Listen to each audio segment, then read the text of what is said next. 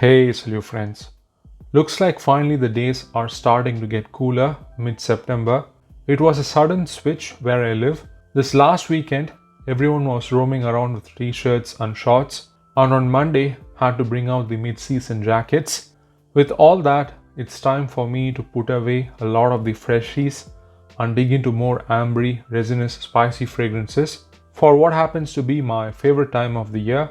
So here I am with 11 fragrances for fall, 10 in the actual list and one honorable mention in the end. So let's get started in no particular order. First is Eau de Beau from L'Occitane, made by Karine Sereny, one of the best value for money vanilla fragrances available today. But it's not just that. There are some spices like cardamom, pink pepper, maybe even some cinnamon because of that dryness that's evident right from the opening. Very woody as well from the cypress, but does not go in the terpenic, piney, forest side. Contributes just the woodiness. Resinous, balsamic undertones are also present. The sweetness is also kept in check. This can even be dressed up and it will still work. There's a dry, dusty tobacco facet to it as well. Lots of fuzzy amber. Becomes gummy and powdery as it dries down. A huge tonka bean component, adding to this fougere-like touch, going with the soapy, hygiene, cosmetic products theme of L'Occitane. This has been appreciated by many for years as a great cool weather fragrance, including myself, and deservedly so. At number 2, let's do Terre d'Hermès Parfum. This is obviously the Parfum version of the original EDT, both composed by Jean-Claude Ellena. The EDT has become a modern classic known for its effortless transition from a fresh citrus opening with the orange grapefruit to this dry, earthy, flinty vetiver cedar combination. Also has a huge dose of ISO super. It is a very expansive fragrance because of that, in a way like its elements are like distant planets in a galaxy. This brings those elements closer and makes the scent denser and smooth. The airy dryness is reduced. There is a notable resinous presence here with a lot of patchouli and moss along with the vetiver. Hermès even considers this to be a woody chypre because of that. Such a well-composed, timeless flanker. For some reason, I assume this came years after the EDT, so I was a little surprised to see it is from 2007, the year after. That would make it probably the first wider parfum concentration release of a fragrance targeted toward men in the 2000s. As much as I enjoy the EDT, nowadays I reach for this one more, especially for cooler weather.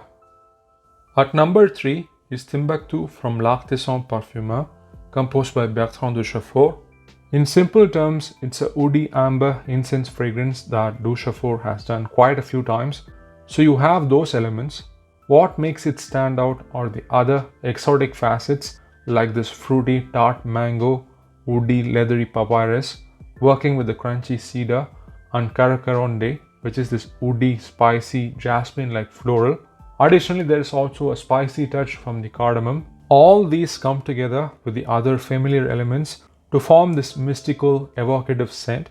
I don't think I have seen anyone else mention this, but I also get this smoky undertone, borderline fresh oud-like accord that I get from the likes of Gucci Pour Homme, French Lover, and even Santal 33, which adds this extra layer of richness enveloping the woody ambery facets. Released 20 years ago and still easily the most recognizable from this brand, which barely gets talked about these days unfortunately.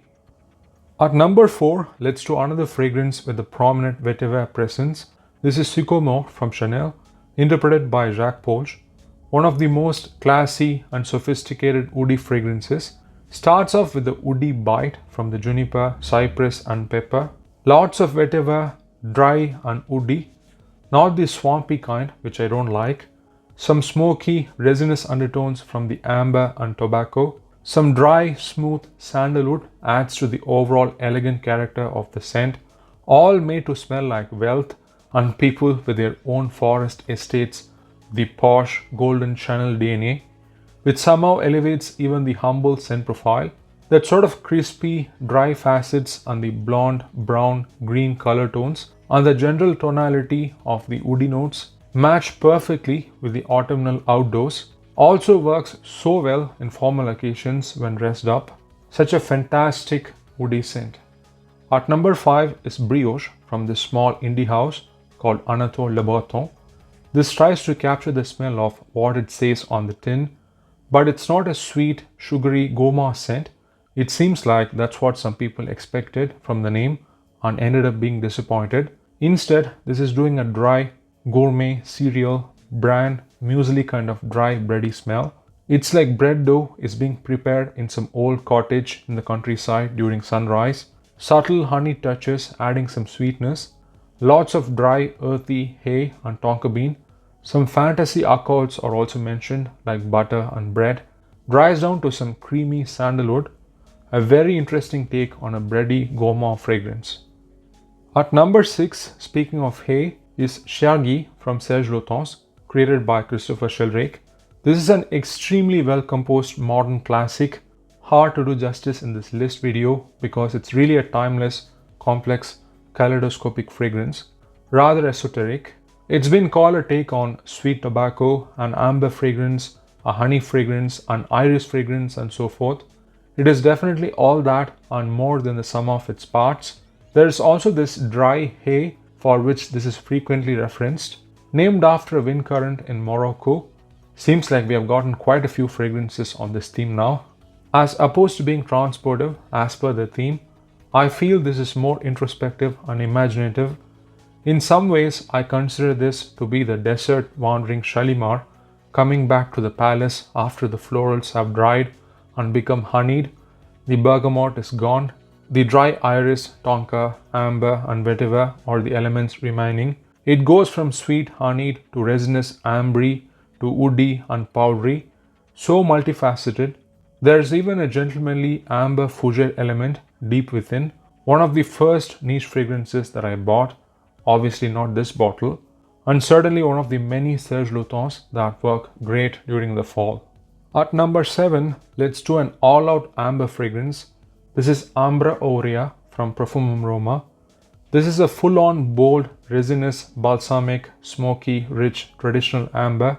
It does not try to ease the amber with sweetness, woody notes or florals. It's just an unapologetic, somewhat old-school amber, reminiscent of exotic spice bazaars or ancient temples, churches and whatnot. Additionally, there's a lot of resinous depth from the incense and myrrh. That sort of aged, mineralic, golden crystal rock-like smell is in its full glory. Labdanum with a growl becomes very prominent in the dry down, which goes on for very long. Does not change much. Some similarities to Le Lion from Chanel. Huge scent, just like others from Parfum Roma. There's a touch of some musky funk in it. Some sources claim this has some ambergris, could be from that. But yes, if someone decides to have only one reference from the amber category, this would certainly be one of the top choices. At number 8 is a fragrance that in some ways is quite opposite to the last one. This is Bois d'Harmonie from Guerlain by Annick Minardo. I finally acquired it earlier this year after it had been on my wish list for a while. As you can see, I have already put a huge dent. This is predominantly a soft benzoin fragrance based on Papier d'Harmonie. You have the golden vanillic sheen of the Arts and Materials collection in the background. Some peppery, spicy, camphoric nuances. There's a powdery aloof character added by the iris. Maybe a touch of incense and sandalwood adding more resinous dimensions. Soft, balsamic nuances are also present. It is a comforting, dreamy, evocative scent. Wears close to the skin. I think it's more interesting than some of the vanilla forward fragrances from this collection. The bad news is, it seems like it's getting discontinued as we speak. Need to wait and see to be sure.